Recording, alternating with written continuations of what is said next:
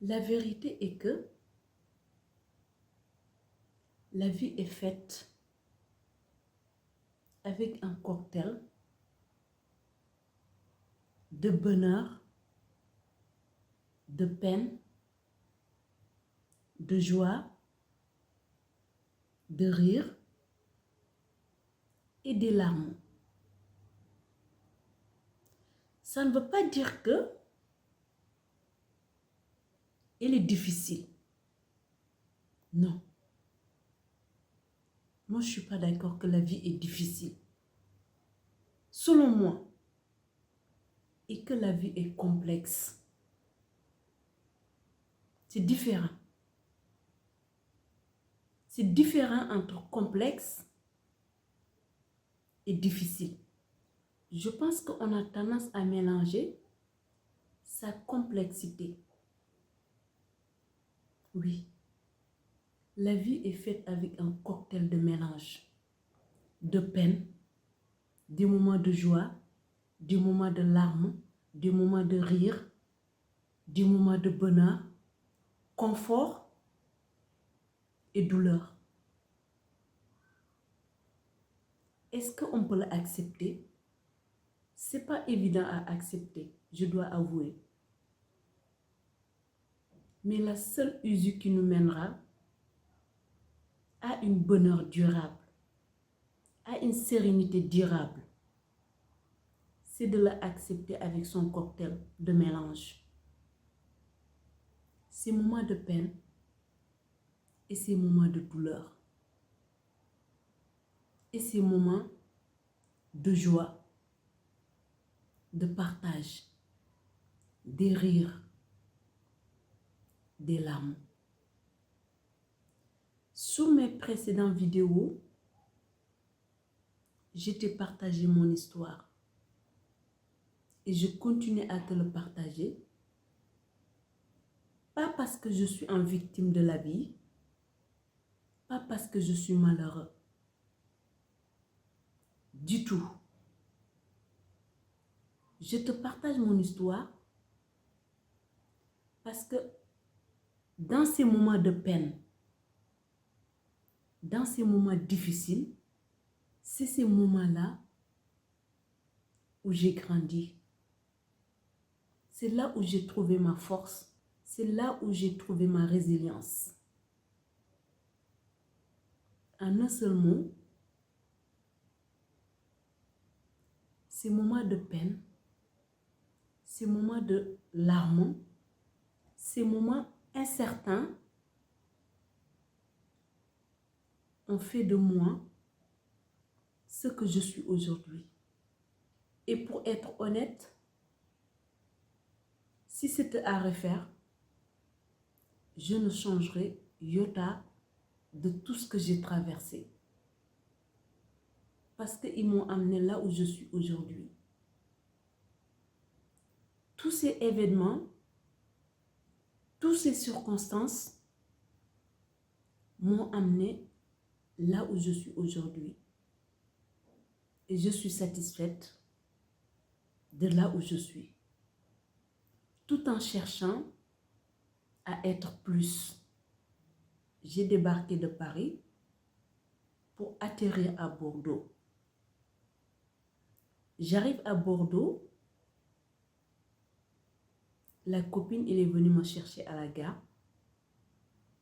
On est parti chez elle. J'ai vécu chez elle pendant 3 et 4 mois. Je suis arrivée chez elle au mois de novembre. Le 26 février du soir, on s'est embrouillé.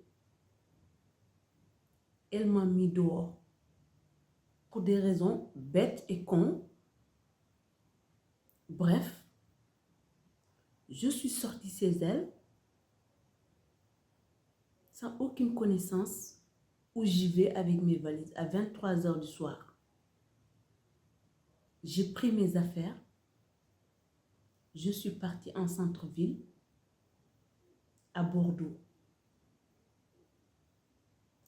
à la Victoire. J'arrive à la Victoire. j'ai trouvé que le quartier était un peu plus ambiant.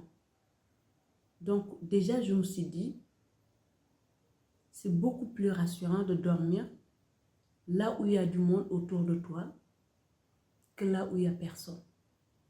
Donc, je me suis mis à l'arrêt du bus. J'ai posé ma valise. J'ai dormi à l'arrêt du bus pendant 3 jours. Le matin, j'allais me promener sur les quais jusqu'à 20h du soir. Je reviens à l'arrêt du bus. J'ai dormi 3 nuits à l'arrêt du bus, sans manger, sans boire, sans me doucher, etc., etc. J'avais aucun centime d'euro avec moi. Le 4e jour, Dieu m'a envoyé quelqu'un que je nommerai dans cette vidéo mon ange gardien. Cet homme, je l'appelle mon ange gardien car il a métamorphosé ma vie et ma réalité. Il est venu s'asseoir à côté de moi à l'arrêt. Il a commencé à me parler. Je lui ai expliqué ma souffrance. Je lui ai demandé si elle peut me prêter son téléphone pour que j'appelle un ami. Il m'a prêté son téléphone. J'ai appelé mon ex qui était à Paris.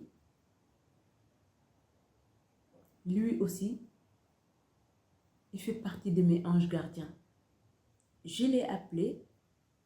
Je lui ai expliqué ma situation. Je lui ai dit, ça fait 3 nuits que je dors dehors. Est-ce qu'il peut m'aider pour me dépanner pour que je puisse prendre un hôtel? Il m'a envoyé de l'argent sur le coup. Sur le téléphone de mon ange gardien. Je suis partie à la poste pour récupérer le Western Union. J'ai rendu mon ange gardien son téléphone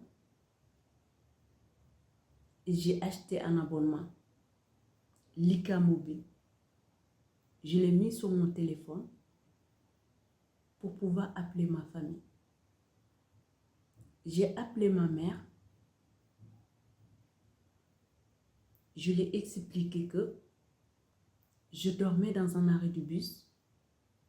Mais maintenant, avec l'aide de Dieu, j'ai de l'argent, donc je vais pouvoir prendre un hôtel. Ma mère, elle était tellement en panique. Je l'ai rassurée. Je lui ai dit que maintenant, c'est fini. Je peux trouver un endroit pour dormir. Donc, je suis partie à la gare. J'ai pris une chambre. J'ai dormi là-bas ce jour-là. Le lendemain, on s'était donné rendez-vous, moi avec mon ange gardien, en centre-ville. On a pris un café. Il m'a proposé de venir dormir chez lui le temps que je trouve une chambre en colocation. J'ai accepté. Je suis partie à l'hôtel, récupérer mes affaires. J'ai aménagé chez lui. Donc, j'ai resté chez lui tout en cherchant une chambre en colocation. Au final, c'était très difficile de trouver une chambre parce que je suis sans papier. Qui dit sans papier dit sans revenu. Donc, je ne peux pas trouver un logement. Finalement, mon ange gardien, il m'a proposé de rester chez lui car ça ne le dérangeait pas. C'était mon ange gardien. Il a métamorphosé ma vie. Je suis arrivée chez lui. avec ma mentalité de victime. Il m'a transformée à l'intérieur avant de me transformer à l'extérieur. Oui, là-dessus, Dieu nous bénit dans les difficultés.